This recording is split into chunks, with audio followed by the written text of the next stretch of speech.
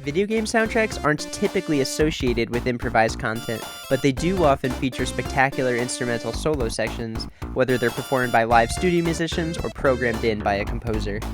These quick bursts of soloistic moments can have the effect of injecting some rawness into the music, or they can simply be used when the composer needs it to sound like jazz. All in all, there's a healthy supply of nasty instrumental lines across video game history, especially in places you wouldn't expect them, and especially during the 90s and early 2000s for some reason. Starting with this video, I plan on chronicling some of my favorites. If you're not already familiar with this N64 launch title, don't worry, it's exactly what it looks like. Generally regarded as a decent racing game and ahead of its time with wave simulation, Wave Race 64 features a soundtrack that steps between fusion, rock, and city pop. Composer Kazumi Totaka gave the theme for the level Port Blue, which is also known as Port Pirates in Japan, a distinctly heavy rock shuffle vibe.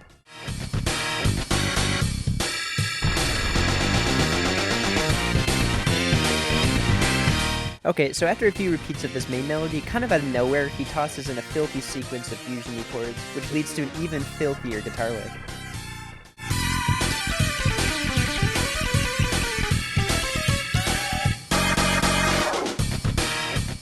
This lick itself is amazing in how brazenly Ellen Holdsworthy it is, and I'll analyze it note for note in just a second.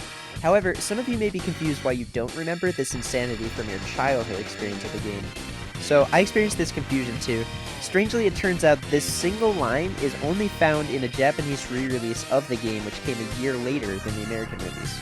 If you grew up with Wave Race 64 in the Western world, generally you heard this much more straightforward version of the turnaround.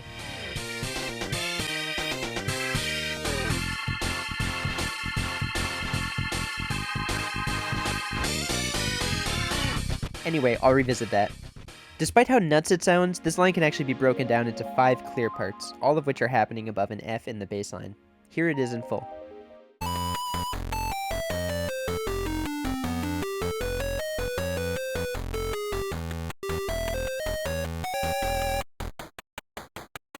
Okay, first we have a high B, which is the sharp 11 in this context, since we have an F pedal happening in the bass. Next we have a descending A minor blues line, and this covers about 2 octaves, which leads us to some triadic stuff.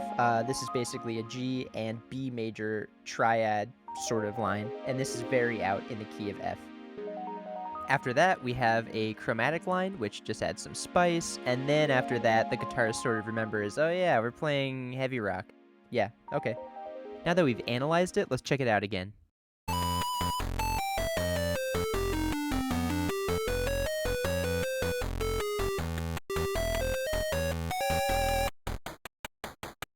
Anyway, I checked out what reviews from around the game's release said about its soundtrack, and quite often they spoke of it as kind of cheesy or cartoonish. I can see certain moments that exhibit cheese, but overall I disagree and think there's some amazingly deep musical moments like this.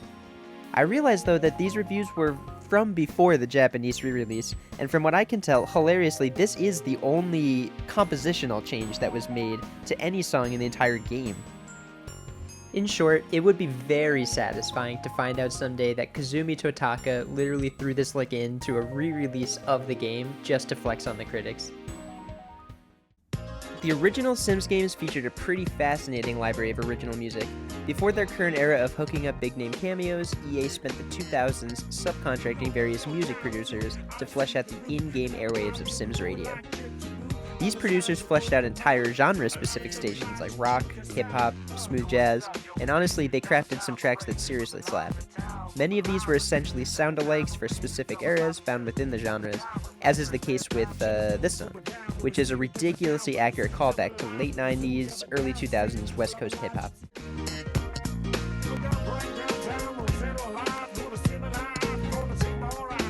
Specifically, the lick we're checking out comes from the bassist, who I assume was a live studio musician, whose takes were edited, rearranged, and quantized later on. After the second chorus, this player was given a quick section to let loose.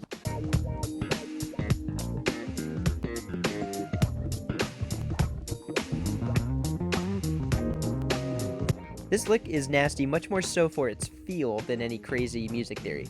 It's just a pentatonic line featuring the 9 of our F minor 7 harmony.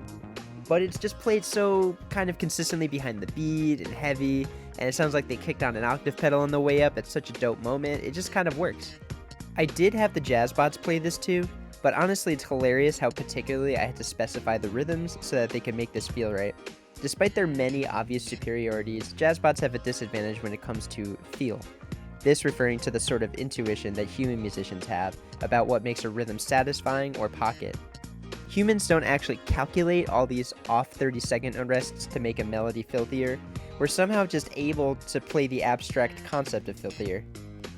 Anyway, here's what they played.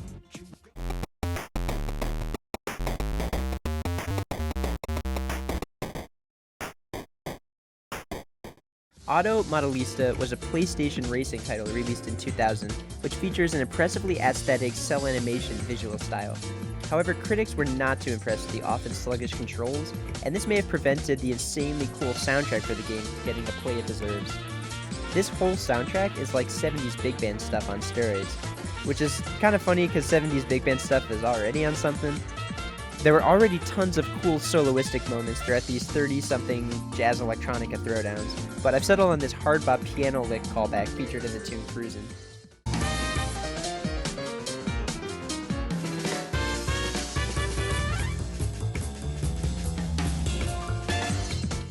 In my non-YouTube life, I'm a gigging keyboardist, and I can assure you that whoever performed this was well versed in the language of bop, whether it was the composer sequencing this line or a separate studio musician. Essentially, this language involves playing chromatically around target notes, which are often chord tones. In this case, the keyboardist is basically playing between F minor stuff and C7 stuff, or between 1 minor and 5/7 in F.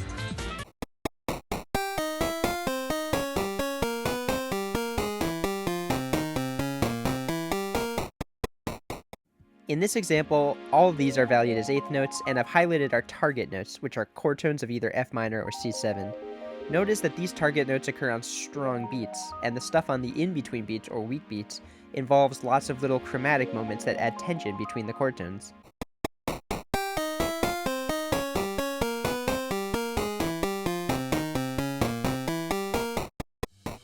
Bop music was rooted in the idea of improvising musicians being the featured element, and accordingly, bop musicians in the 40s and 50s were able to innovate a new soloing language with more increasingly dissonant concepts. This concept of introducing very dissonant chromaticism and then being able to resolve to chord tones is the core idea of many ideas and melodies to come out of bop music, and this piano lick is a pretty neat homage to that sort of stuff. In Kirby and the Crystal Shards, our spherical title character finds themselves on a planet corrupted by a character called Dark Matter. Thankfully, longtime Kirby composer Jun Ishikawa decided that the best way to capture such an air of misery and cartoon-style danger was with face-melting jazz. With cheesy strings laying down diminished chords and mind-blowingly frenetic walking bass, it actually kind of sounds like Mr. Bungle. Actually, I'll leave a link in the description to a tune called None of Them Knew They Were Robots that captures a very similar essence. There are, again, a few licks here to choose from, including a ridiculous drum solo.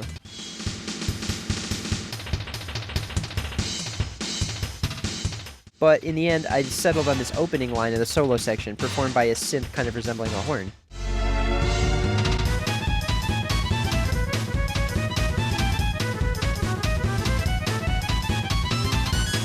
Although it is a bunch of swung eighth notes, this lick definitely has a less chromatic flavor, but the interest sort of shifts more so to the overall shape of the melody instead.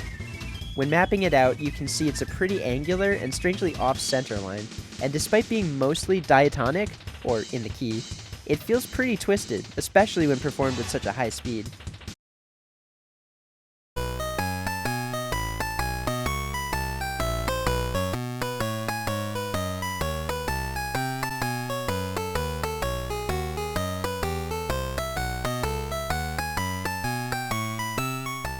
Overall, the shape of the melody honestly reminds me of some bluegrass stuff that you hear on a violin or guitar. Basically, lots of intervallic shapes and arpeggios weave together in continuous eighth notes and occasional chromatic transitions.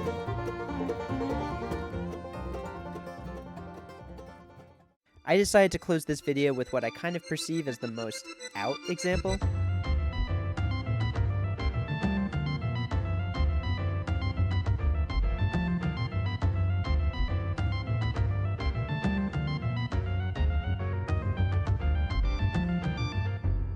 During the third world of this iconic Super Nintendo horror title, the game's composer again made a fascinating decision to score terror with jazz.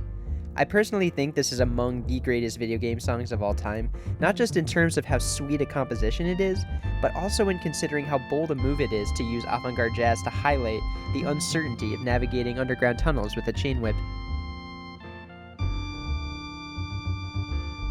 The lick we're gonna check out is from a flute solo that occurs about a minute in. It is pretty out there.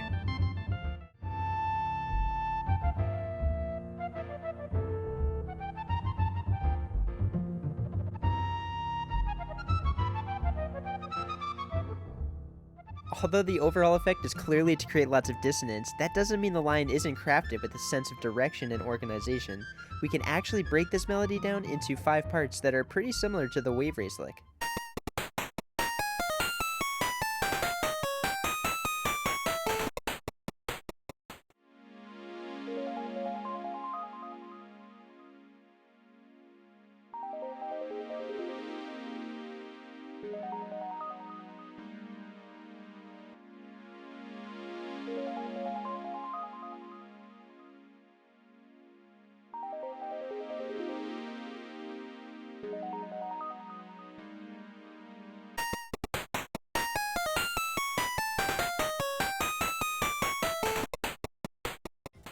Well, thanks for checking out this video. I really had a blast making this one.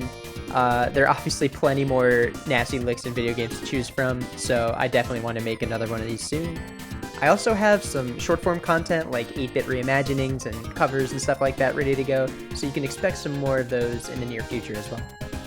Thanks again for watching, and have a solid week, everyone.